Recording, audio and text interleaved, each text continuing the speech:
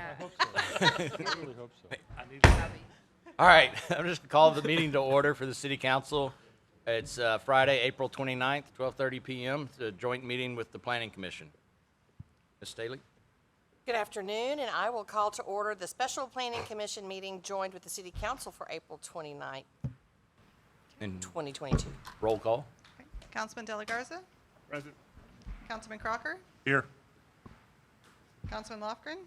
Here. Mayor Bachnight? Here for the quorum. Okay. Councilman Young and Josephine's just showing up. Oh, and Mayor Pro Tem Solis is here, and Councilwoman Scott will be absent as well. Okay. Commissioner Caldwell? Okay. And Chairwoman Hoad will be absent from this meeting. Commissioner Hunt? Present. Commissioner Mendoza? Here.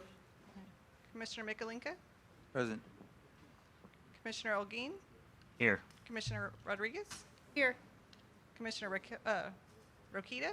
Here. And Vice Chair Staley. Here. Thank you. Thank you, Ms. Hilbrick. All right, we got a lot on the plate today. First, do you have any announcements? No, sir. Okay. Any items from council? No, sir. Any items from Planning Commission members? No? All right, moving along. Microphones open for any citizens' communications? No one jumping up? We will close citizens' communication and get into the work session. I want to remind everybody that our goal is to get out of here at 2:30. My stopwatch is in effect today. So, Yeah. Turn it over to you. Yeah, and for the planning commission members, this stopwatch, it's a real thing. It is a real thing. In any case, good afternoon, everyone. Thanks for coming together for today's conversation.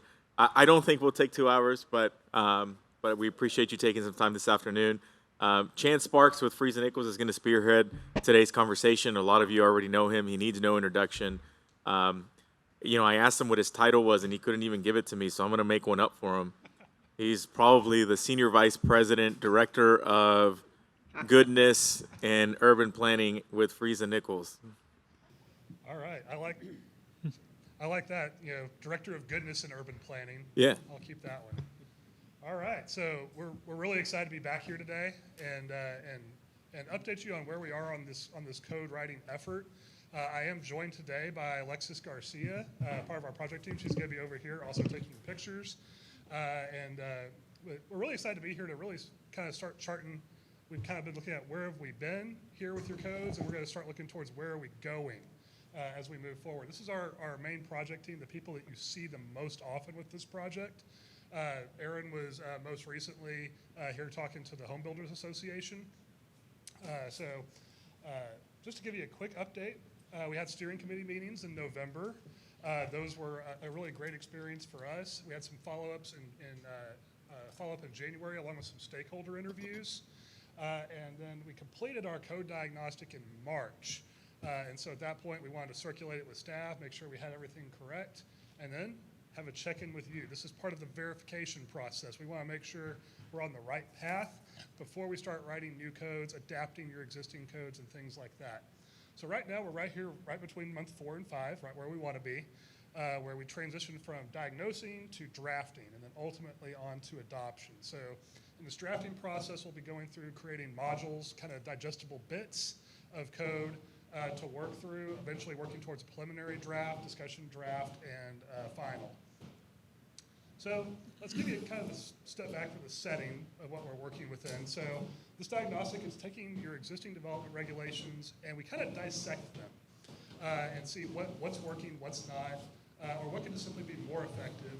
And then we step back and think about what are the goals of unifying your development ordinances? What's the purpose? So we're trying to make sure we've got good coordination between all these different types of codes that often cross-reference each other, making it really user-friendly, where it's easy for a code user to find their own answers, and then also to simplify the development process where possible. And then lastly, arguably probably the most important, making sure you're legally sound in what you're doing. It's one thing to come up with what you want to be, but you want to make sure you're doing it in the right way. The process matters. So our stakeholder interviews, we broke these into 5 groups based on real estate community, engineering, architects, so kind of your design professionals and your funders, is the way you can think of those 2 groups. your key boards, and then your developer, contractor, builders. So the people that are kind of getting out and doing the work, as well as the planning commission. Within that, we also did direct outreach to your out-of-town developers that have come from places like Houston, Austin, so on and so forth, to get their perspectives as outside folks. So a bunch of major themes. I'm just going to touch on a few of these along the way. The first one I want y'all to hear, and I think it's really important, is the city staff you have are great. One of the continuous themes was the customer service and ability to quickly answer questions. From the out-of-town perspective, they specifically mentioned it was one of the easiest places that they have worked in terms of finding what they were looking for. But what we also saw is there's a few things we need to look at. Reevaluating your parking minimums, making sure those are right-sized to you. Looking at your variance process, making sure they're consolidated, making sure they're called the correct thing along the way. Also, there's a lot of discussion about redevelopment versus what we call greenfield or development on a blank slate. Your code works pretty well for something that's a brand new piece of property that hasn't been developed before. It's a little more challenging when it's something that has been developed and you need to redevelop it. It creates some new challenges. We want to look at a variety of housing types. We also want to think about cross-access, particularly how to retrofit those along some of your key corridors. That helps with your mobility. We want to take certain processes and try to streamline them, like your preliminary plat. And also think about sidewalk standards, making sure that you're requiring them in the right circumstances, having alternative processes where maybe you want to defer the installation of those. And then really kind of bigger picture, just creating codes that are really easy to understand. We talk about this in terms of planning in plain English, where it's really easy for a regular person to understand what's going on. You don't need a degree in architecture. And then thinking about what you want Victoria to be going forward and finding ways where we can reward and incentivize the path towards that using your regulatory processes. I want to take a look at your signage regulations, get those all squared away in terms of content neutrality, get those in line with current law and practice, and of course encouraging mixed-use developments. So we start all this from your prior planning efforts, your comprehensive plan and your downtown plan in particular, but also your parks plan and your drainage master plan and your thoroughfares. We look at all of these collectively to think about the things like how to deal with redevelopment, how do we prioritize historic areas and address those, looking at how do we deal with mobility in a proactive way instead of reactive, and how can we improve the quality of your infrastructure, both in terms of how does it perform, but also how do you maintain it going forward, making sure that you're set up for success fiscally long term. So some of the observations I'm going to take you through real quick. We've kind of broken down into different categories. This first one being organizational structure. Yes, sir. Do you want questions and comments as you go? Oh yeah, I encourage interruptions. I forgot. You're that moving part. pretty quick, so you're not Yeah. making it easy to breathe. And so I just want to make sure we have moments where you can breathe and folks can have an opportunity to ask questions or make any comments. Sure thing. So, So, anything so far? Now, usually I say that at the beginning. Please interrupt me. This is more of a workshop setting, so interruptions are welcomed.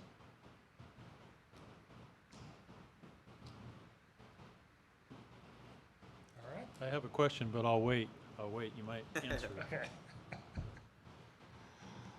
All right. are the microphones on? Okay. There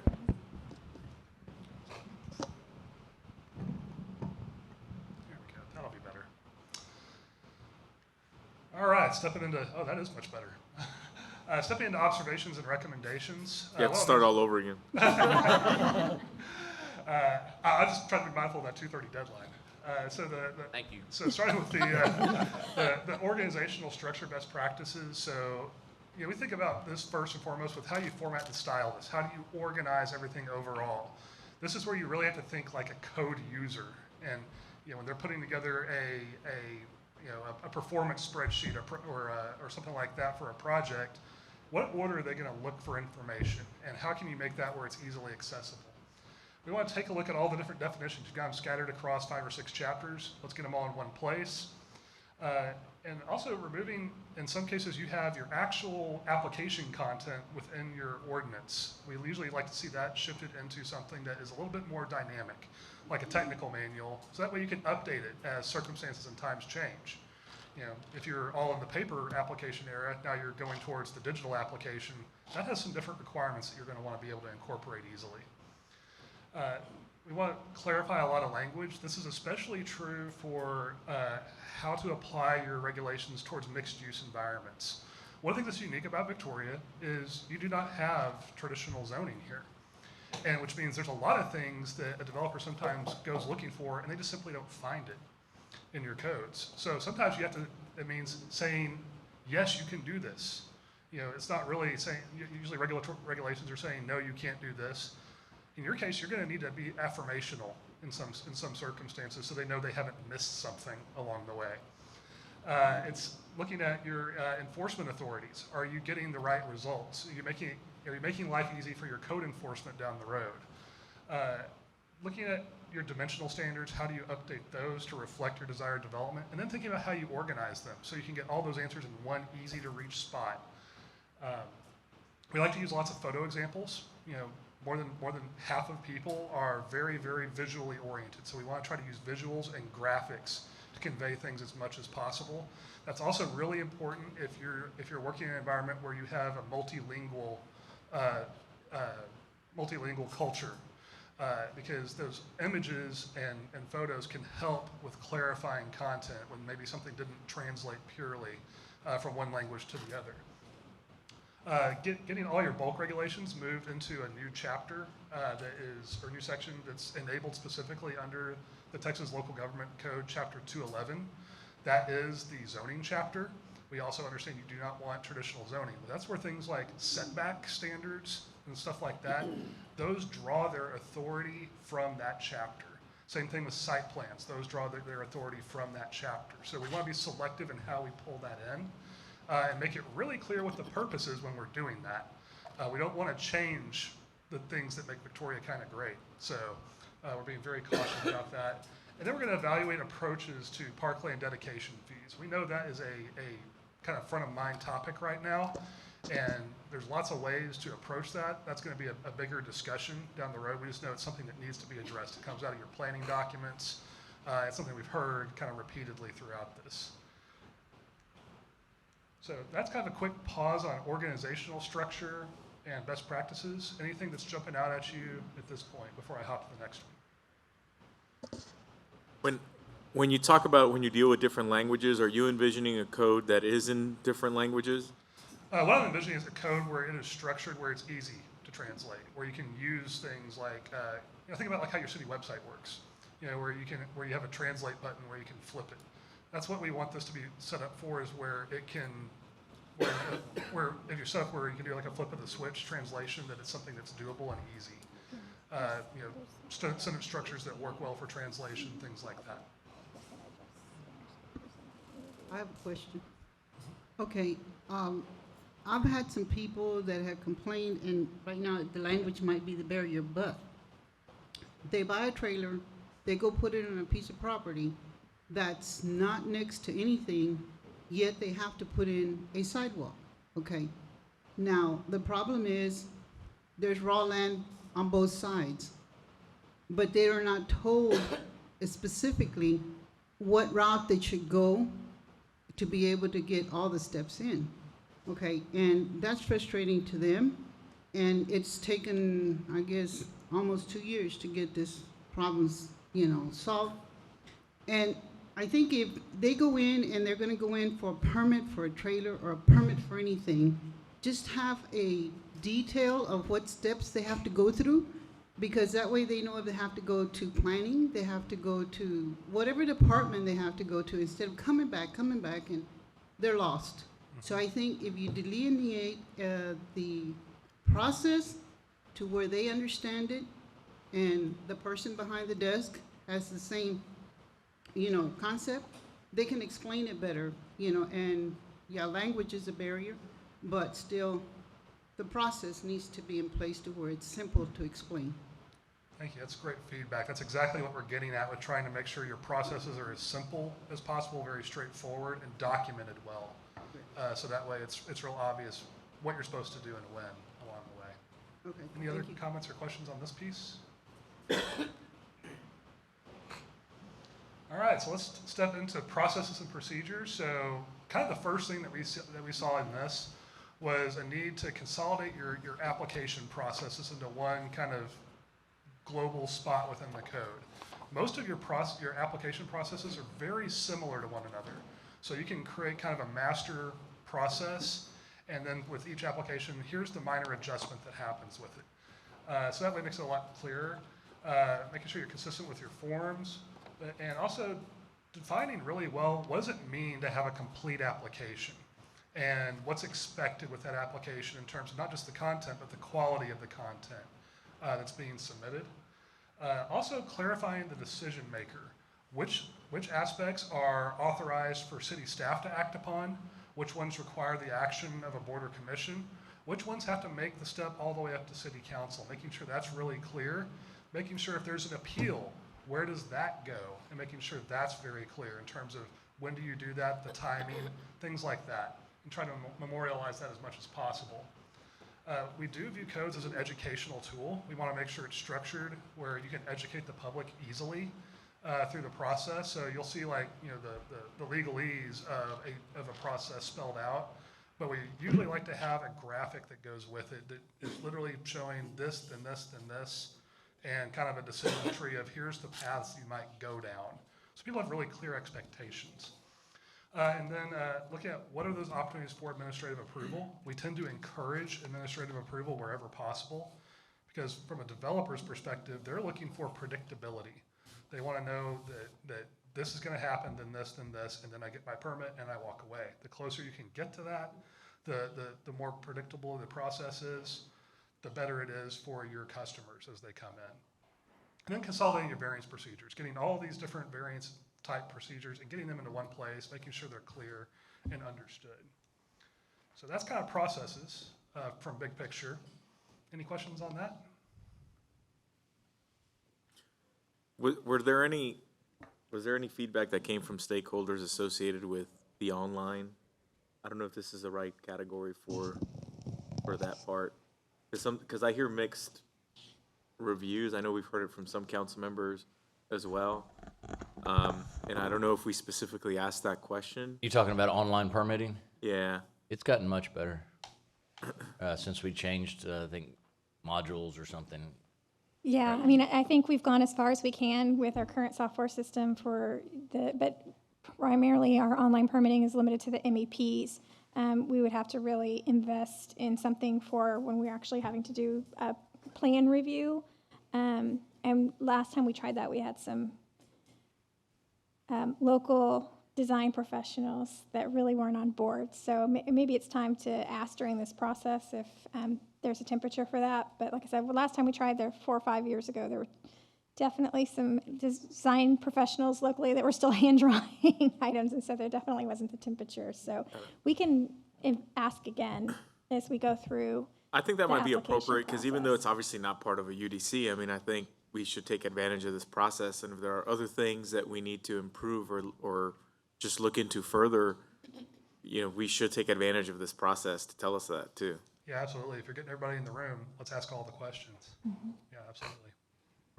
So one question I had on that, on the bullet point on provide options for administrative approval where appropriate, could you kind of, I mean, where is that appropriate? I mean, could you kind of walk through that a little bit? Sure. So the kind of the thresholds, I mean, there's obviously the stuff under state law that just has to go to a plan commission and things like that. And that would be like your final plats generally always end up at your planning commission. Preliminary plats in most cases end up at your planning commission. There's really no alternative to avoid that under state law. But thinking about things like, you know, site plans, you don't take site plans to the planning commission currently, but that's something we see elsewhere that has been problematic for folks. But it could mean, you know, are there adjustments to code that can be deferred to staff direction, which we usually call those like kind of de minimis alterations, an adjustment of some dimensional standard by 10%, that kind of thing, that just kind of save you some headache, those types of issues. Part of that's also looking at what are your common variances and do we need to make code adjustments? That's kind of a way to take those into an administrative process, is to say, if these are always getting variances and they're always being approved, well, let's just change the code and do it that way. and make it a little simpler. So we see it in those formats. Those are the ones that really jump out at me. Or a lot of times with like landscaping, we'll set up alternative compliance approaches. Because, you know, you have what you really want, but if you have a landscape architect come in with something really creative that clearly meets the intent of the code, you want to provide a path for that that's really easy and straightforward. Those are some that come to mind, just right off the top of my head. Y'all are a little different since you don't have that traditional zoning piece, but generally that's Well, correct. and also expanding on some of our current administrative approvals. For example, minor plats are already administratively approved, but we were talking with the developer group or the design professional group about some of these one-lot plats maybe don't need to even be plats. Maybe we could expand our deed approval process. And so looking at some of our existing administrative approvals and expanding them.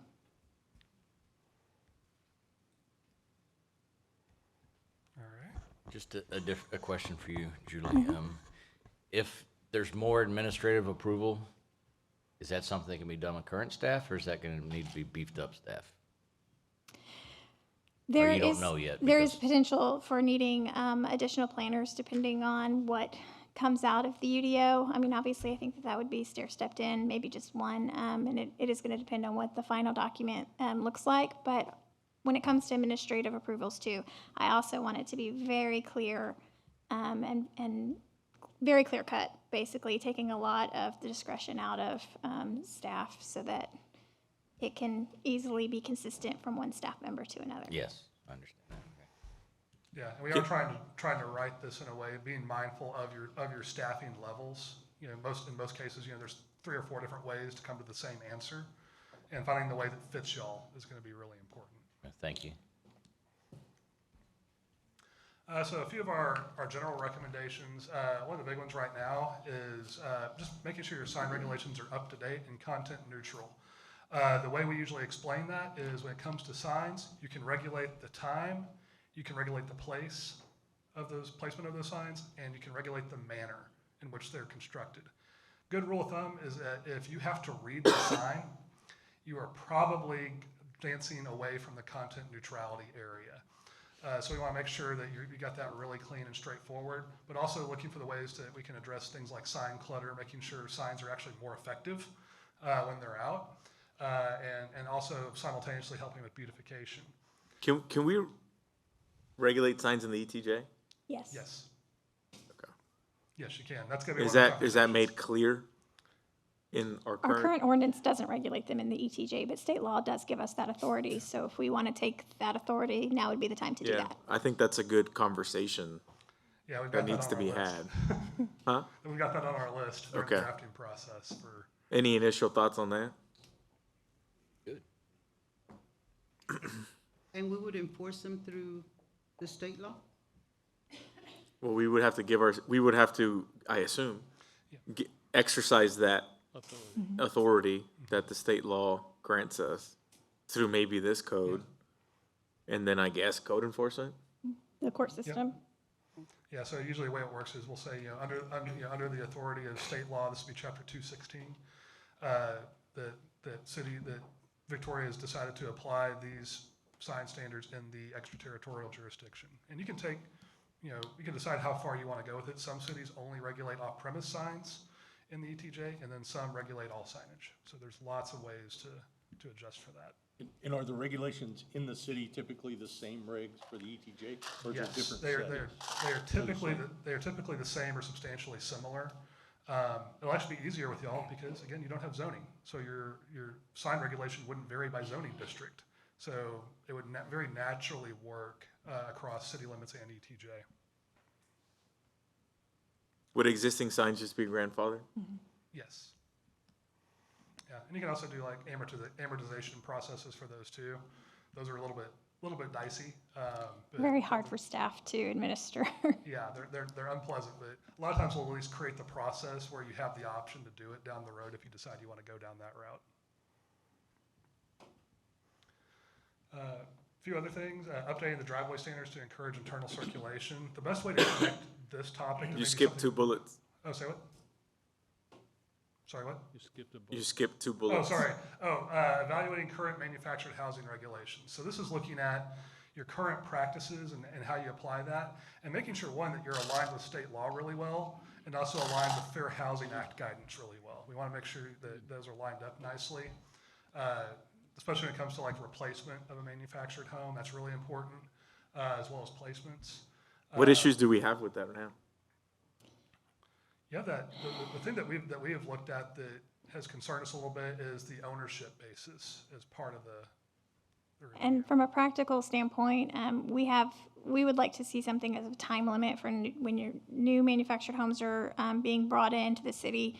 They cannot be older than 10 years or whatever date that is, just because sometimes these old ones that get moved in, Rick has to work with them to put them back together because they're falling apart. And so a lot of cities will have some sort of time. You can only bring them in if they're manufactured after a certain date or something.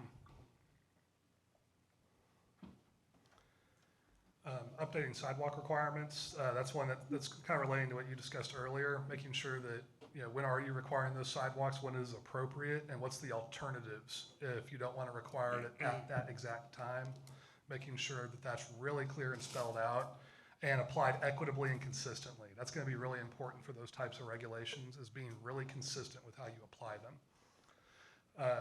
We're also looking at updating your driveway requirements. This is focusing on internal circulation. And the best way to make this relatable is talking about, there's been the median installations on some of the major roadways. Well, the internal circulation requirements are what makes that really work well, because then you've got cross access, which means you're not having to jump out on the road to go another 200 feet down the road and turn right back in. You can cut across. That's a really common requirement in a lot of cities, something I think would fit you all well. And there's ways to encourage it as a retrofitting process too, where if they're willing to retrofit and add this type of circulation, maybe it means they get some relief on something else. Again, thinking about this redevelopment scenario that y'all are wanting to address. Looking at your clear triggers for when you have to bring something existing up to code. And what we've talked about with this is establishing kind of thresholds, different tiers, so that way you can get gradual improvement while still encouraging redevelopment and reuse of existing sites. That's going to be your best fiscal move as a city, is getting growth to happen where you already have all of your infrastructure and things like that already in place. It also helps to stabilize and strengthen neighborhoods. So we want to think about that along the way too. It helps to kind of level that playing field, because right now, brand new development is easier. Redevelopment is hard. Let's try to get those a little closer together. Just updating your provisions on your historic buildings and districts. This is just kind of going through and doing a good scrub on that, making sure it's performing how you want it to. Updating what are your thresholds for consider historic and things like that. And also making sure that you're not triggering a preservation process on something that is not a contributing structure. Making sure you've got a good route out for that. From the different stakeholders that have been involved, have they expressed any particular interest in having, I guess, stronger language on the historic preservation side? We've asked about that. We didn't get a strong preference towards making that stronger, but they also weren't necessarily opposed to it either. I think it's kind of, they would, depending on where you want to go, it may depend on what their answer is, quite Sure. honestly. How does this group feel about just historic preservation? Because I think one of the objectives of today's conversation is for dialogue and to, provide input on some of these things that maybe you want staff and the consultant to explore more of or less of. I Right. always found it odd that we designate historic districts, but nothing really matters with it. There's nothing that really preserves the historic nature of the district besides not allowing manufactured housing or billboards. Yeah. That's about it. And that doesn't sound like really a historic district ordinance or designation. Seems like there should be a little bit more to it, maybe. And real quick, Ms. Hilbrick, I know you already noted, but Dr. Young has joined us. Yeah, that is something we want to look at, is that spectrum of how far do you want to go with preservation. You can go to a very, direct regulatory version where you end up with a historic preservation commission, or you can create some ways to where you can get some real strong guidance where you can have that commission, but maybe a lot of stuff can't be done at the staff level, things like that. But you have to strike that balance, because preservation's where it's probably the most personal that a regulation gets in terms of somebody trying to do something with their own home. And so you have to tread carefully in that topic usually.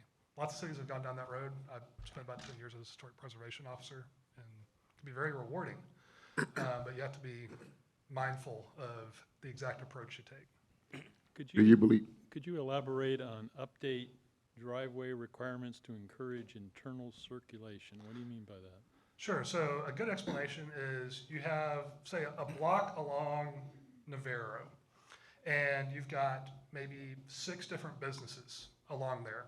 They each have their own driveway or driveways, plural, along that, but none of those properties you can't cut across. So say if you're going to the optometrist at this end of the block and then to your next doctor appointment on the other end of the block that's, 4 doors down. Or Burger King. Yeah, or Burger King, or Dairy Queen, you're gonna treat yourself after that.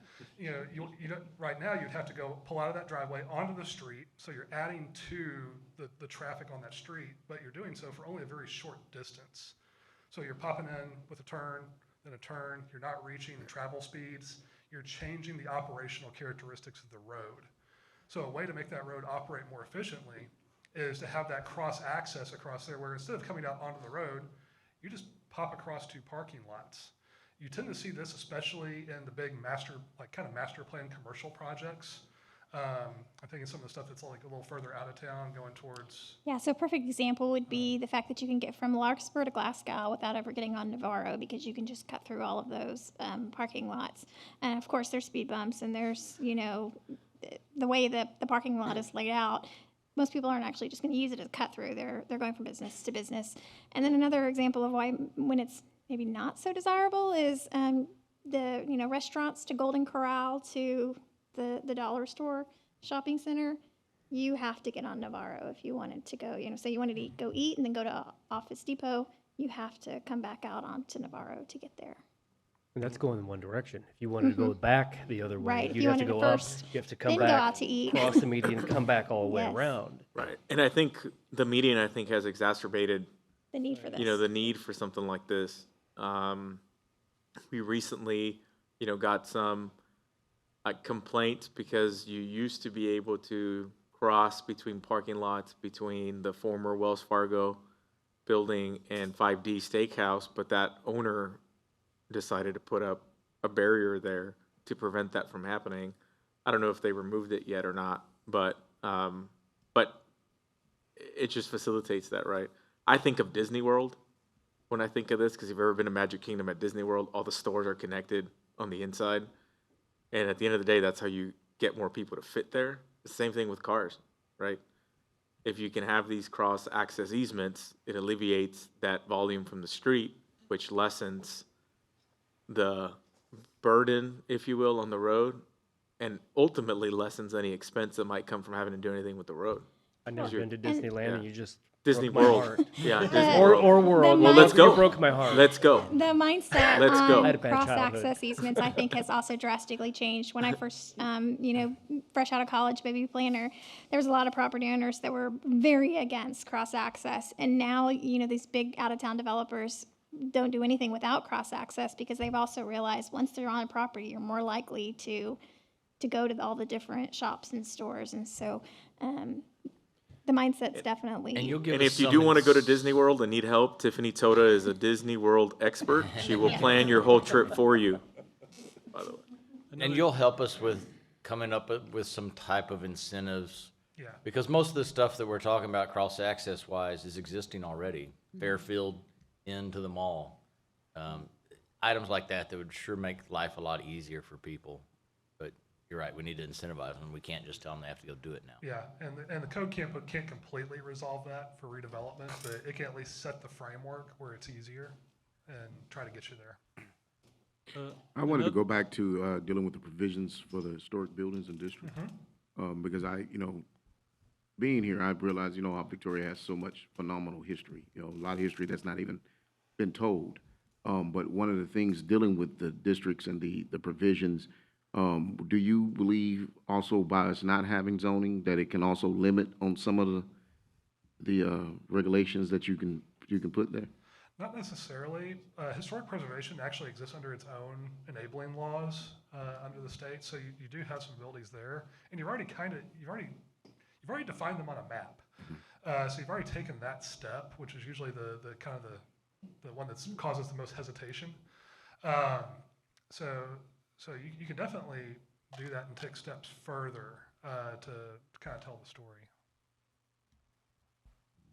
I have a question, and maybe it'll come up later, but, and I give an example, a school.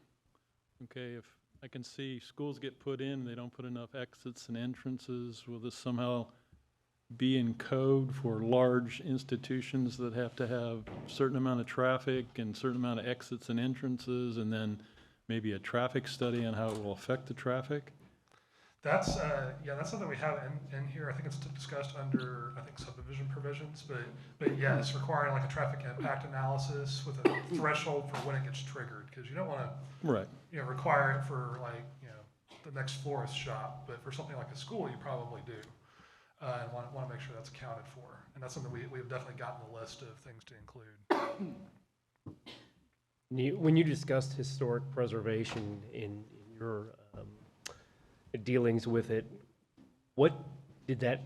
can you tell us what that entailed in those municipalities? Sure, and every city's a little different. Sure. I'll tell you that across the board. So doing preservation in Austin versus San Antonio, those two cannot be more different despite their similar sizes in their approaches. A lot of my experience came from San Marcos and Buda, and those two had very different approaches. San Marcos got and some of them had changed in the process. In San Marcos at one point, they were regulating down to the paint color. And that went well until a commission there decided to argue about the shade of white that something was going to be, and that got appealed to council. And then the council said, okay, we're going to confirm that appeal, and also on the next agenda we were requesting an amendment to the code, and we're going to remove that authority from the commission. So you see things like that change rapidly too. The way we see it work the best is tying it to the degree to which a property contributes to the historic district. So if you have a historic resources survey, it'll lay out a high preservation priority, moderate, low, or non-contributing. We usually encourage cities to focus on those that are moderate and high in their contribution. They're probably the most intact in terms of historic stuff, and they're the most likely that the property owner probably wants to preserve them because it's already and got all the bits and pieces there where they're not having to replicate. That's usually where we steer towards, is something like that. And then having really good language about what can the staff approve, and being really clear about when you have to replace something, does it have to be identical, same for same, or can you take some respectful modifications with that? And that's always going to be a cultural discussion with each city, everywhere you go.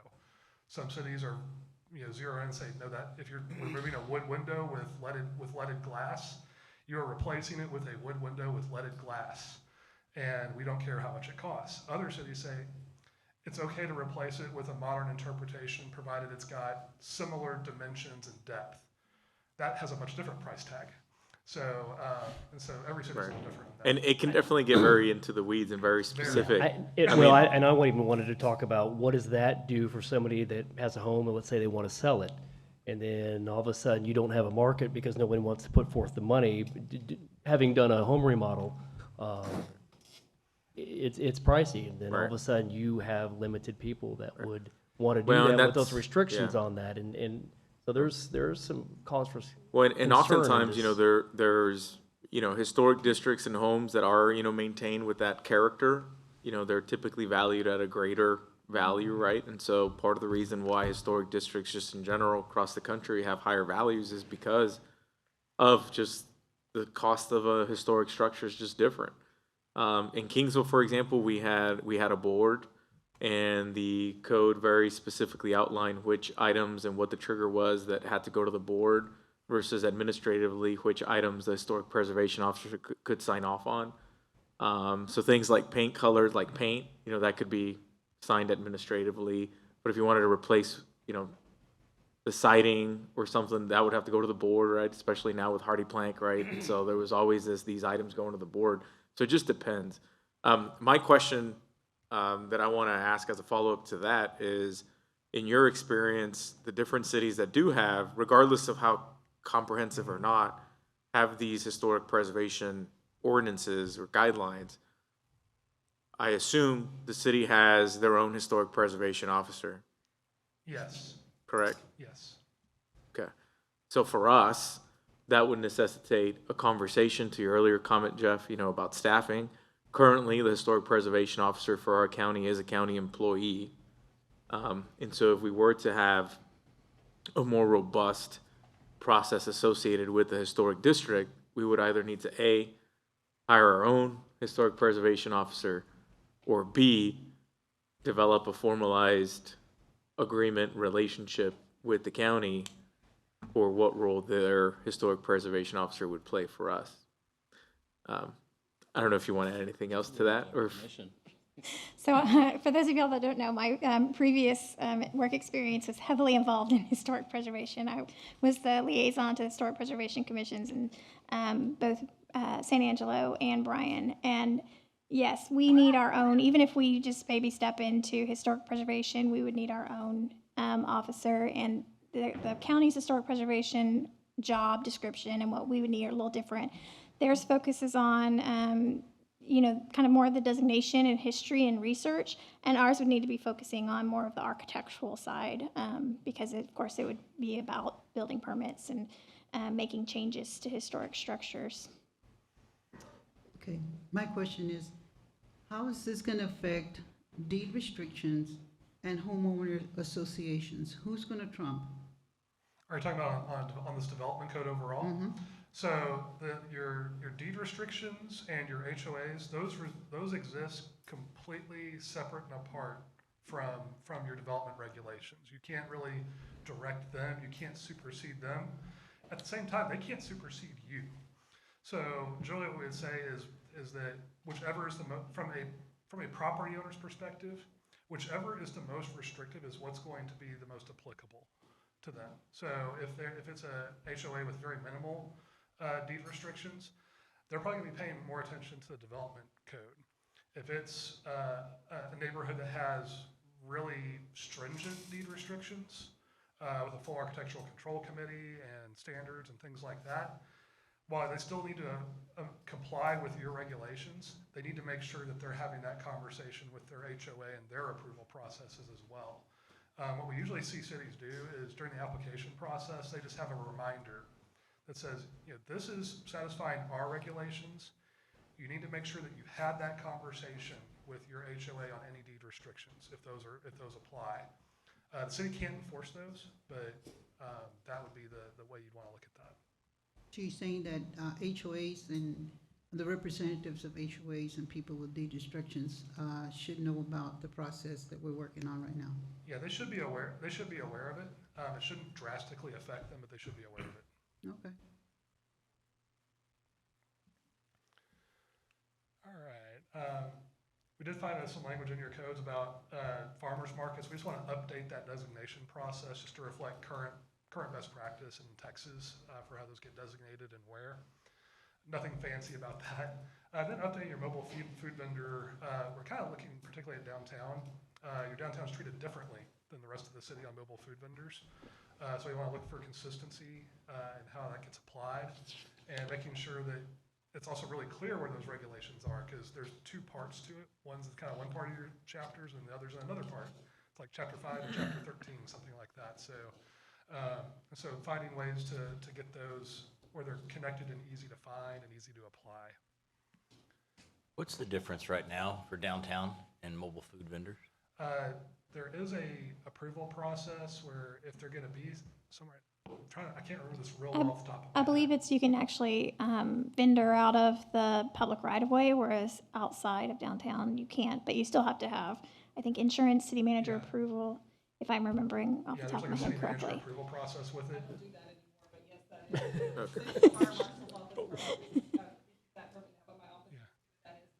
That's the difference. But don't we need to keep it that way? Yes, maybe even streamline it a little bit though. Okay. Yeah, it's getting where all the process is together and clear, and that the approval process is clear and predictable. Because the kind of way it's structured right now, it goes to, You have to apply, and then the city manager can approve it. It's not clear on what basis it's approved, it just happens. There we go. Subdivision regulations, this is how you regulate most things today. You're trying to use your subdivision regulations to do a lot of things. Some of them perfectly align, some of them don't perfectly align with subdivision authority, which is why we've talked about, enabling stuff under chapter 211 where necessary. But really the big thing is just a general update to your subdivision processes, just to align with current state law. The Texas legislature's been very busy over about the last 6 years in this part of the state laws. We want to make sure we get everything up to date and clean and clear.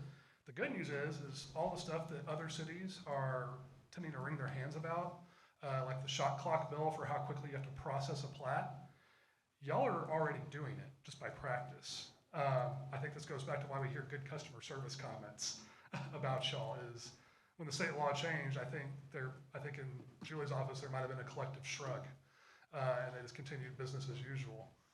And then making sure that things like your building setback lines, those need to be tied back to the right enabling regulations and site planning and things like that, making sure that you're not crossing over between these two types of regulations. When you do that, it can cause a lot of legal confusion. If you do ever get to make a trip to the courthouse, it can make things a little more difficult than it needs to be along the way. So we want to just be really aware of that. Development standards is probably where the fun is going to be within this project. I'm going to pause after that slide. So we're going to look at revising your setback requirements, just making sure that they make sense with one another. We did see some cases where a front setback shifted based on, whether it was, single family or duplex and things like that. And they kind of all tend to look the same. And you want to try to have that front setback be consistent, but also think about your areas that are already developed. And so maybe looking at having a front setback average program where you can adjust. Setbacks give my office the biggest headaches because depending on when that plat and that setback was established depends on whether it's enforceable or not. And so we've talked at length about doing an established building line setback, which, if you have a common setback on that block frontage, then that's what the setback should be. So we don't have these discrepancies of, this plat was adopted in 1961, so the setback's not enforceable. So someone can come and put a carport even though there's not anything else jutting out in the front setback, and then we get the calls. But, so that, back to the no zoning and the enforceability section, we have a lot of complaints and issues with setbacks. Yeah, so it's just trying to get those to all line up where those complaints go away, hopefully. Well, they'll probably be switched to, now I can't build in that setback, so Yeah. I don't know that we'll ever win, but it would be nice to have it more consistent throughout. This next one is, it's kind of getting into, I call this kind of plannerese language, but establishing good provisions for how you handle accessory dwelling units. That's a fancy term for things like garage apartments, backyard cottages, casitas, they have a lot of different names. But thinking about how do you establish good standards for that in Victoria, they're a very popular practice. They're viewed kind of as a critical component to housing affordability now.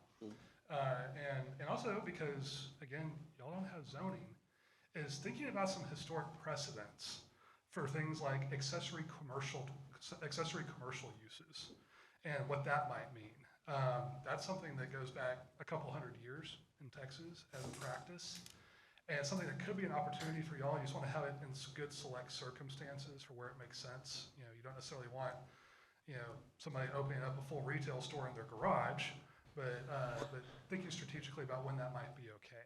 Would this also incorporate any rules around Airbnbs? It's possible it can be addressed under this. A lot of times we see those as a separate regulation. A lot of times those focus on the operations and making sure, collecting your hotel occupancy tax, stuff like that. But also we're seeing increasingly, especially cities that have had significant tourism pressure. Great examples like in New Braunfels, where they've had to get more direct in their development regulations about them, different types, how big they are, where they can be located. But that's because they've had so many of these now that has actually warped their housing market. and started to alter the character of their neighborhoods. You know, it's like your neighborhood is no longer a neighborhood, it's now a hotel. It's just distributed. So we've seen it in those types of cases. I don't think y'all are in that category. But you probably are in a category where you want to think about things like your hotel occupancy tax collections. Partly because that's an equity issue with your hoteliers. They're having to collect it, so you want to have that thought process too. I thought the state had addressed that statewide. The state law, I know they looked at it, and Anyway, yeah, there was we'll, something with we'll look into that part of it. But we don't have, a ton of Airbnbs. I can tell you from personal experience. And looking for Airbnbs for my family, there are not a lot of Airbnbs. I don't think it's a problem we have. I just trying to think into the future. Yeah. And it's better to do it when there's not that many, right? Yeah, a lot of cities like they have like a registration program, 'cause that's part of how they track whether they're, that's what it is. The state law made clear that they have to pay their hotel occupancy tax, but it's finding a way to document it well, to make sure it happens, because they're kind of a distributed network. They're like Uber drivers almost. So so it's hard to track and collect. I had a question dealing with this, and I just maybe clarity, dealing with the enhanced landscaping regulation is, and you said that would affect residential too. You said the backyard, you said something about the backyard. Oh, this was talking about the accessory dwelling units and like backyard cottages and things like that. So if like, But not sheds or storage. Some people, they have workshops in the back of their yard. right, usually what we look at is it something where they're bringing customers in? That's usually we consider that commercial threshold. Or do they have employees coming on site? And I know some cities, Port Arthur, like where they have this in effect, and so you only had, whereas maybe hairstylists or only certain type of businesses were established to be in residential areas or things of that nature. So, Yeah, usually we'll put together like a list of like what are the affirmed home-based businesses where those make a lot of sense universally, and then what are the ones that might sometimes be okay. The biggest complaints we receive are people that open, lawn care companies or whatever and run them out of their house. Their employees will come and park, or they'll park their trailers. And so we've always taken the stance, well, that's a commercial business. You have to provide a site plan with the associated parking requirements, and that kind of a lot of times doesn't prohibit it from being that in that location, but because usually there's just not enough dirt to work with, it kind of eliminates them. So a few other items on here.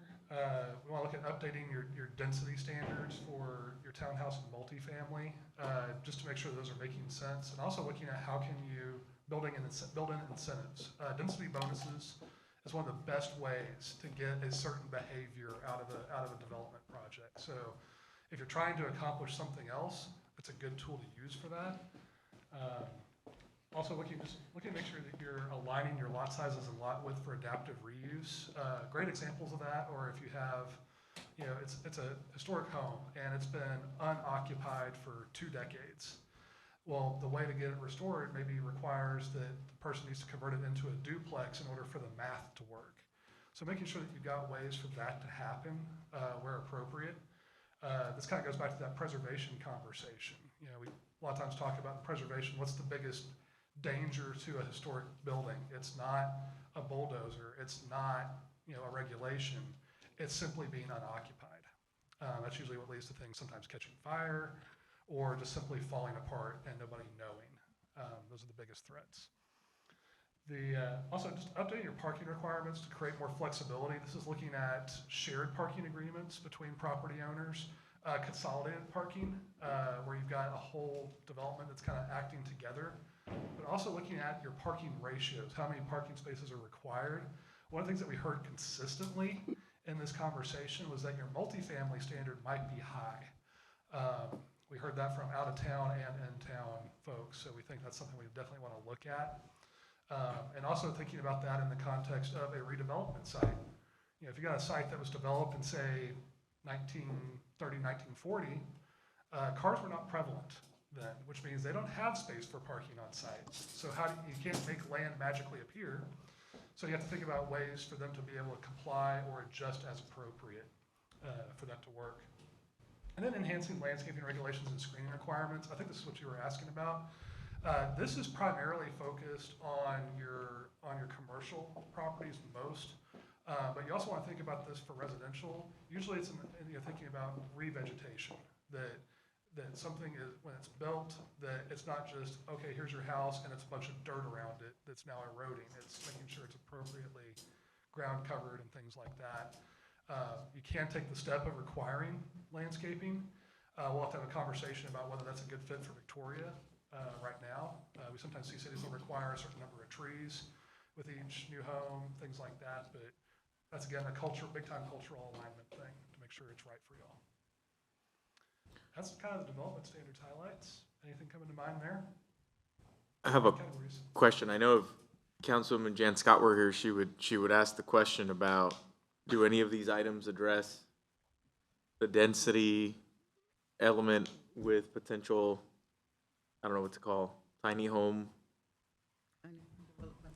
development, So, such as the pallet housing, you know? So- And we're still going to keep the ICC codes as our adopted building codes. And while the newest codes do have some language about tiny homes, I mean, there's still not products that are meeting those ICC codes. So we could go as far as make an actual prohibition on them and completely delete out that section, but, really it comes down to building codes, and we want to make sure that all structures built in the city of Victoria meet those minimum codes. sure, but outside of the building codes though, I mean, isn't there also a component of it around density and When they're appropriate. and units and things like that? Wouldn't that be in this exercise? Yes, I mean, we are looking at lowering all of the lot size requirements and providing more flexibility and more density. But we'd have to have discussions on what is our lowest threshold that we're okay with. That's why I'm bringing it up. Yeah. Because if the intent is to make it to where you can fit more units in a lesser space, well, then that facilitates that type of development easier, Yep. right? But And it's so, just where you draw the line. right, Well, it's also understanding Yeah. what, where and you I draw just the want to line. be very clear with this subject matter because I know that it's something that's been discussed with council. So you know what this potentially could lead to and what questions we might need to be asking. We might need to bring back throughout this some process. examples. If you really look at some old houses from the 20s, 30s Missed this developments that we're actually seeing a lot of the variances from because they're That can lead GLO to a lot of homes. questions. Those can lead to those a lot lot of sizes are 3,000 or 4,000 That square can feet, lead- and you had 900, 1,000 square foot houses on. Now GLO houses are much bigger. They're like 1,200 square feet. But I mean, I think that with the economics, we're getting back to people building tiny houses. Not tiny houses in the sense that we hear of or think of where people like move on, those pallet houses or something kind of like a mobile tiny house, but actually a site-built small home. I mean, I think it's appropriate, and it fits very much in with the city of Victoria. If you look at some of our neighborhoods, we already have a lot of that. And so if we're okay with replicating that, then Would it be all right to have the code where it's based on, at least a setback of, say, 20 feet from the front, 5 feet on each side, and 20 feet on the back? Whatever that lot size ends up being, based on the square footage of your house, is what it becomes. And not saying it's a minimum lot size, I don't care what size house you put on there, just stay within your setbacks, which you may not ever reach. Yeah. And then that would that would allow, like you're talking about the true tiny home on wheels, which is really not an ICC building, but more of a transportation code. like RV. it's an RV. RV, yeah. If it's not more than 400 square feet, right? But you could have a neighborhood of those if you wanted to, because the lot would only have to meet the setbacks off of each one. But I don't know if that's something we want or not. Well, Some of those those aren't cheap Set homes. them yeah. in. Well, we do have some setbacks already. Yeah. But I worry about What about within, But the setbacks are from the property line in. I'm talking about from the house out. Oh, building separation. That's what you're talking about building separation. Yes, but you could designate each, you have to be no closer than 20 feet off the back, 5 feet on the sides, 20 feet off the front. And when we talk about setbacks, it's typically property line going in. And I'm saying if you did it the other way around, building going out, you'd end up with a smaller lot. Yeah, that could work across a few different formats. You know, we've talked about whether, you know, because there's, you know, let's take a duplex, for example. You know, a duplex can take several forms. You can have duplexes where they're side by side touching. You can have duplexes where they're one over the other. You can also have a duplex where it's two separate structures on the same lot. And that's where that building separation maybe becomes part of the conversation of, if you're going for this type of configuration, do you have the appropriate building separation? A lot of times that's tied back to your fire codes, being a really effective health safety link for that, because at different separations, it triggers different requirements. How many windows can you have? What type of exterior finish? And that will start to shape what can and can't And I happen. think we have, through the fire code, I think we have that already. Some, I mean, with residential, it can be really minimal, 3 feet. Yeah, so you can establish your own pretty easily. The other thing is that Julia's getting to is the term of art question. Yeah, because there's what a lot of people just colloquially will call a tiny home, and then there's what it is from a regulatory standpoint.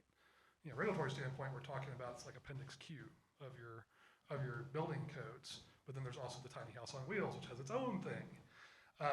So what we want to think about is, are we talking about just a small house? Are we talking about a tiny house under that regulation? Or are we talking about tiny house on wheels? Most cities regulate each of those differently. So it wouldn't be surprising for that to happen here. And for me, like your more mobile units, you know, RVs aren't cheap either. There's a longevity, a sustainability aspect of that we want to be careful of if we're going to facilitate like a permanent lot for those types. You know, usually we handle those in like an RV park, more of a development that's consolidated, a large lot that then could easily be redeveloped in the future, because you've got a sustainability issue. I mean, RVs are good for what, 10, 15 years before they start looking pretty sad. So you want to be careful of that in our community. And that's why it's those tiny house on wheels, they fall under the RV code, but they're built better than RV and more permanent materials. They could last longer. And I would expect if you're paying $60,000 for one, Right. it's gonna last a lot longer. And based off of just different conversations that have taken place, you know, to Chance's point, I mean, I think for us, it probably will look to where we have individual conversations on each of those scenarios, because it is completely different. But I do think we need to have a conversation on the spacing between structures part, because if it isn't very clear yet, then I think it needs to be clear. And that would be a way to develop or have developments on a piece of property that are more adequate with public safety in mind and all of those other things. And I think to Councilwoman Scott's point, you know, earlier when she had brought up wanting to have a conversation around it, you know, that was one of her concerns, was that her interpretation was that our language wasn't very clear, and you could end up with a lot of these units, you know, literally right on top of each other, because there wasn't anything in code that required a very specific separation for, you know, public safety personnel if they needed to access one of them, you know, and things of that sort. And so I think, assuming that, you know, council is interested in pursuing, you know, that type of conversation, it would be part of this process. Yeah, so it can even get further complicated. You could have somebody that wants to do a tiny house, but it's being done as an accessory dwelling, a backyard cottage. So there's probably 8 different scenarios. That's a she shed. Yeah.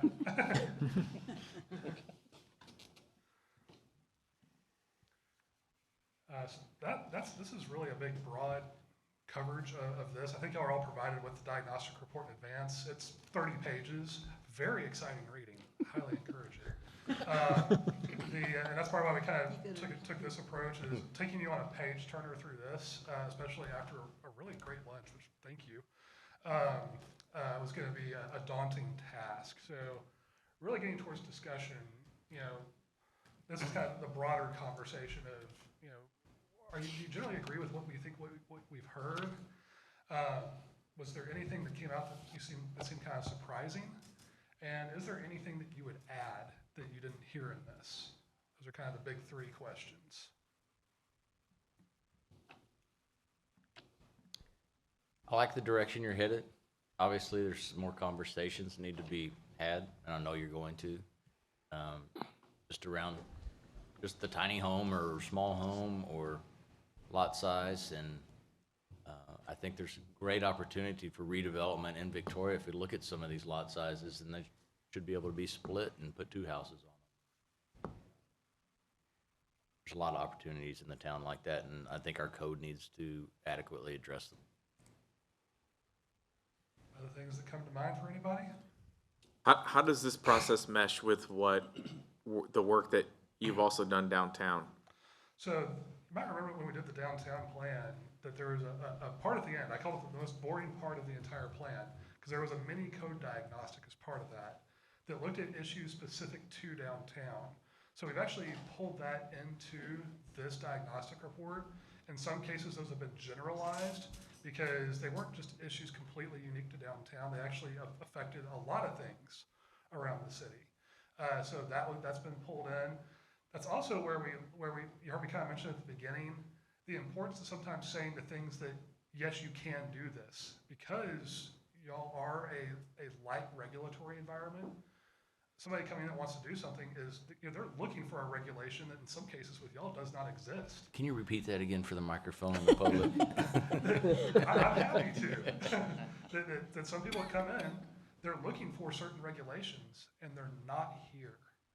That can be a great thing. That can be a dangerous thing too. Mm-hmm. We're not going to pretend like it's universally good, but making sure that your regulation is communicating really well that the city of Victoria wants these things to happen in the city.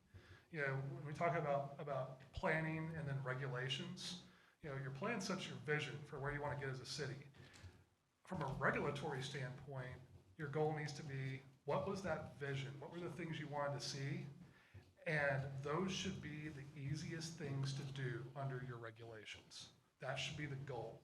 Because that's how you communicate, not just that this is your vision, but that you're serious about it, and that you have, we call it, operationalized that vision into something where it can get done in the city. So that's kind of that key connection across that. And also just, you heard us mention sometimes clarifying how things apply to a mixed use regulation. You heard me mention at the beginning, your code is really good at development on a big open field. Well, a lot of development, from the 90s on, it's, single-use types of things. Here's a shopping center, here's some multifamily, here's some single-family homes. Never the three shall meet. In a downtown setting, it doesn't work like that. And so it's clarifying that when you're in a mixed-use setting, what do all these regulations mean? And that's something that when you look at your current code is a little bit of a mystery.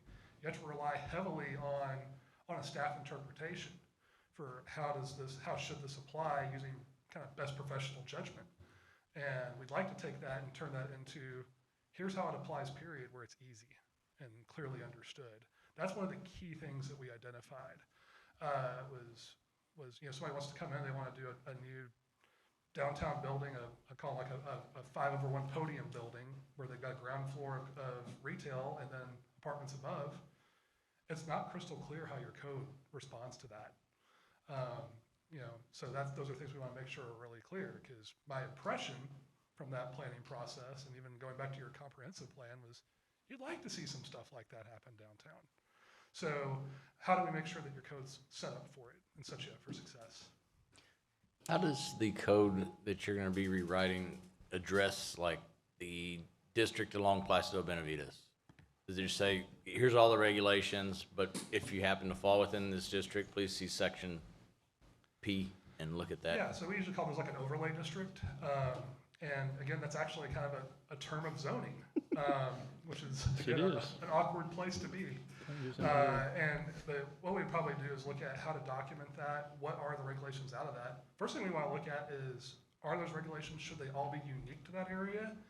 Or do those actually have applicability elsewhere? And so we want to look at that first. And then say, okay, what's left? And does this need to be its own special area? Even if you don't have zoning, you can still designate special overlay districts like that. That's not unusual. So that's what we would look to. And what we typically will do is we'll have good cross-references. So that way, if we know that overlay district alters something in landscaping, for example, we either put that in the landscaping piece, Or or if we've got one chapter, or one section dedicated to that area, then it's cross-referenced from there. So that way when somebody's looking through that landscape regulation, they know, oh, plus it would be new to this. Okay, we need to go over to this piece and make sure we've done all these things. So that's how you build in user, call it user experience into a code.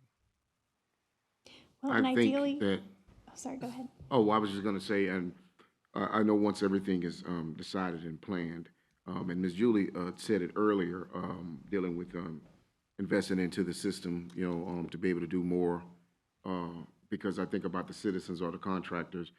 What would you say, in your experience, has been the easiest way to streamline an information or show, or where they can come on and see the knowledge they need or know how to look up the orders? Would you say technology is the way to go? What is in your experience of you? So there's really effective analog ways and really effective digital ways. You want to use both.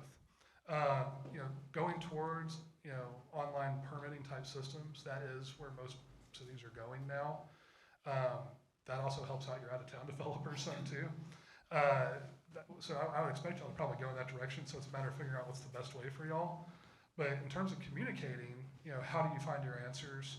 So it comes down to how we structure a code, and thinking about what are people looking for. Sometimes we intentionally structure the landscaping piece where it is 4 pages that you can literally rip out of the code and hand to somebody.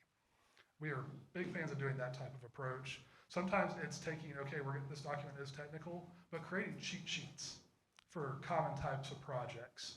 We've done that type of thing too. Both approaches have merit. I tend to like that analog approach because, well, one, it can make a big impression in a meeting, but two, it's infinitely useful to anybody. There's no barrier. So it's using a little bit of both of that, and that's all stuff you can replicate online really easily too.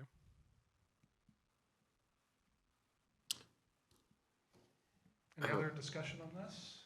I have a comment. So if we think long-term, and sort of think beyond our existing city boundaries and the types of developments that we have within them, and say, for example, we grow towards the airport,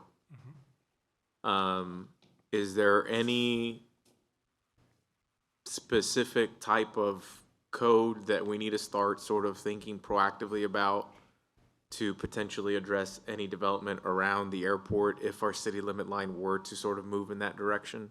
So you're talking about things like flight approach lines and stuff like that, those types of issues, or just Yeah, compatibility? or just in general. I'm just trying to sort of be proactive in thinking, long term, so we don't necessarily have to go back and readdress, the UDC. It's just something that I don't know the answer to that question. Well, wouldn't that take dealing with yeah. also the FFA regulations and some of the things? Oh yeah, Yeah. I'm sure it would. Yeah. I mean, it might just be as simple as replicating the county's ordinance so that it's all in one place, or referencing their ordinance. That's what I was about Yeah. to say, is that your county And- probably has something. Well, and that was going to be my other thought was, I know that we have an agreement with the county for development in the ETJ, and I don't know if this process also yields any perspectives on any changes that may or may not be needed to that. We definitely need to look at our ETJ standards in the subdivision ordinance. I mean, the interlocal currently states that the city has exclusive authority in the ETJ, plating authority in the ETJ. So if we wanted to keep that exclusive authority, we just would update our subdivision ordinance, although there are definite sections of the ETJ rules that we need, that needs to be a whole module that we look at. Yeah, and that's an important conversation to have with the county. We went through this with another city and county interaction, and we actually made kind of a discovery in that the city standards were definitely a better standard, a standard you wanted for like roads, for example. But what they ran into is the county did not have the appropriate equipment to maintain that type of road. And so we ended up working through and finding an alternative section that had a similar performance standard that worked with the county's existing equipment, because while you processed and approved those plats, the county was the one that was going to be maintaining the roads.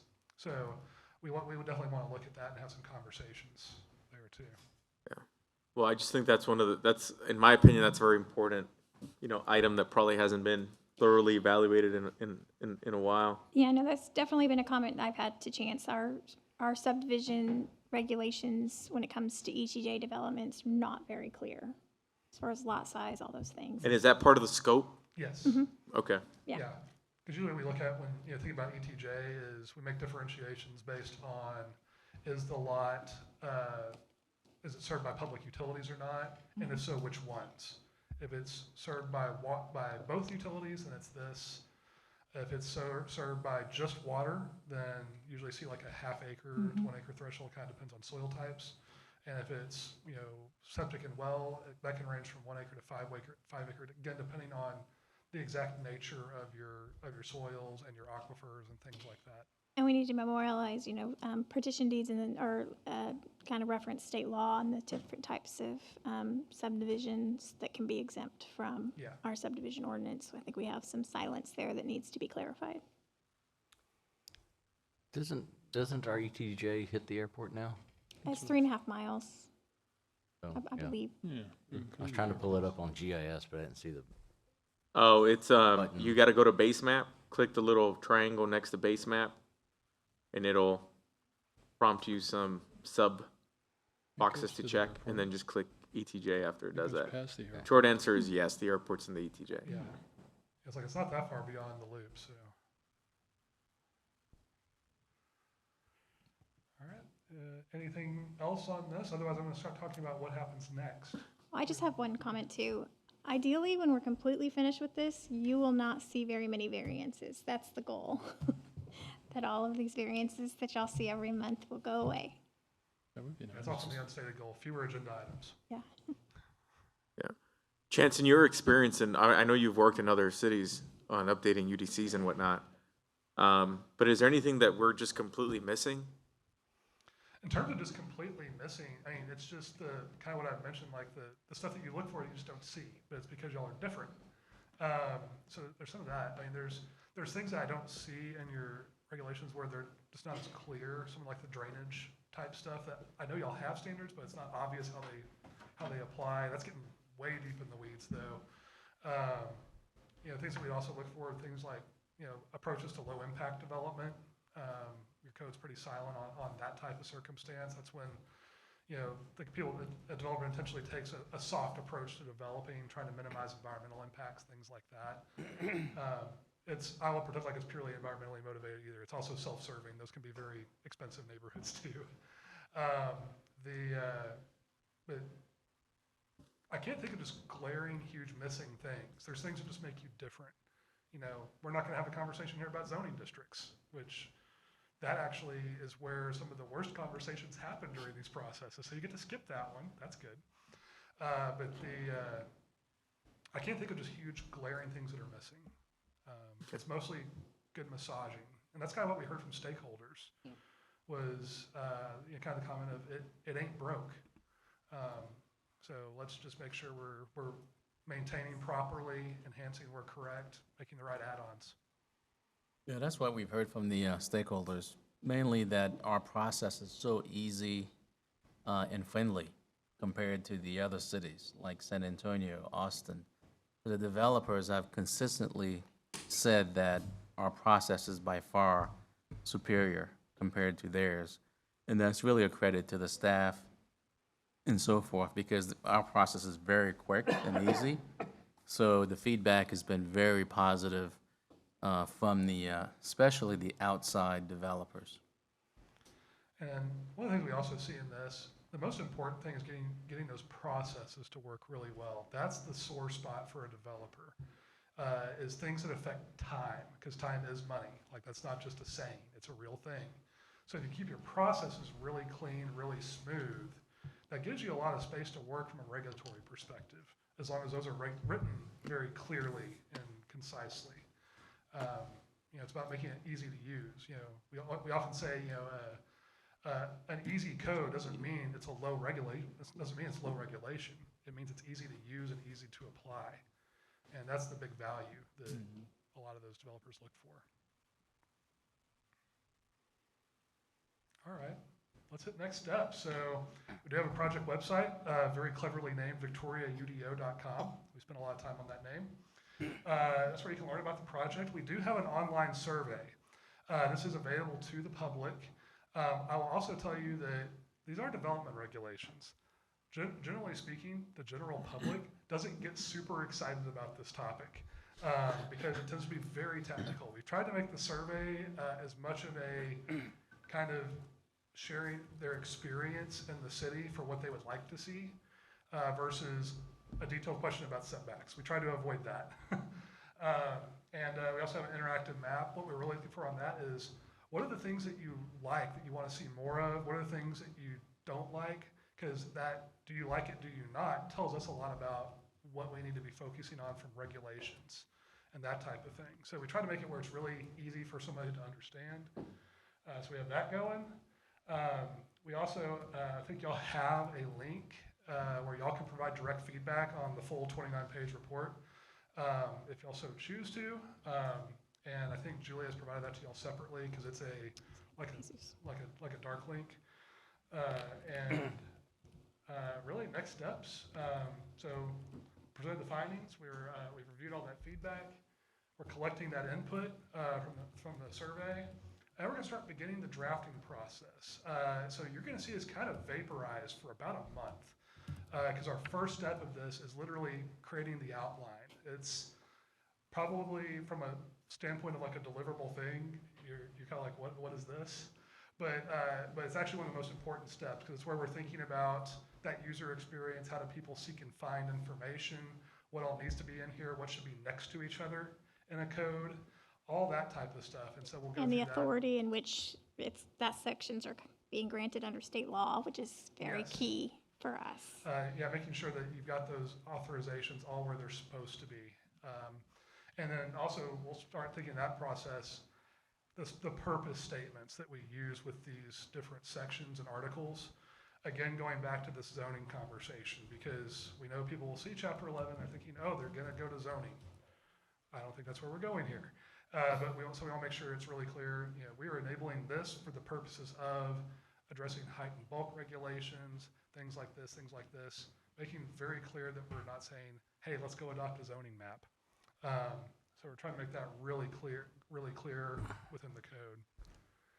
So that's kind of the full story. If there's any questions, comments, I'm all ears. I think we're doing okay on time too. You are. You're doing awesome. Minutes ahead. Not even 2 o'clock yet. We can keep it going. We have to go There's one by nothing else. one and spend 10 minutes talking And about. I do want to reiterate what he said about kind of us disappearing for, he says a month, I think it may take longer. He's being very optimistic. That I cannot stress enough how important the outline is in really kind of setting. I think the actual code writing diagnostics, once we get in and start talking about those specific codes, you know, we'll talk about screening, fences, or whatever it is, those specific rules. I think that part's the easy part. I think setting up how this document's going to move forward, especially since the biggest reason we're doing this is the enforceability. You know, everything with the current ordinance being so permit-based and everything being grandfathered in the city, we don't really have any enforceability authority kind of later on when we run into issues. And so setting it up and putting it under the correct sections of state law are being authorized by the correct sections, so huge on that enforceability section. So that outline's really important. This next step is the most important part, I think, of the whole thing. And on the same topic of next steps, we do plan on having a shorter city manager's report at our council meeting on Tuesday, because that meeting will just yield a broader audience. So we want to showcase, obviously, the opportunity for the survey, but also give council another opportunity to ask any questions. And you know, clearly it seems like you're supportive of taking the next step, but that same direction we'll seek on Tuesday, just as another opportunity to talk about it, because this really is a big deal. It's a big effort. You know, when I got here 3 years ago and we were looking at all the different recommendations that came from the 2035 comp plan, this effort was probably the largest one that was kind of just lingering. And so this is a big deal. And so I think this final product, I think, will hopefully make everybody as happy as possible.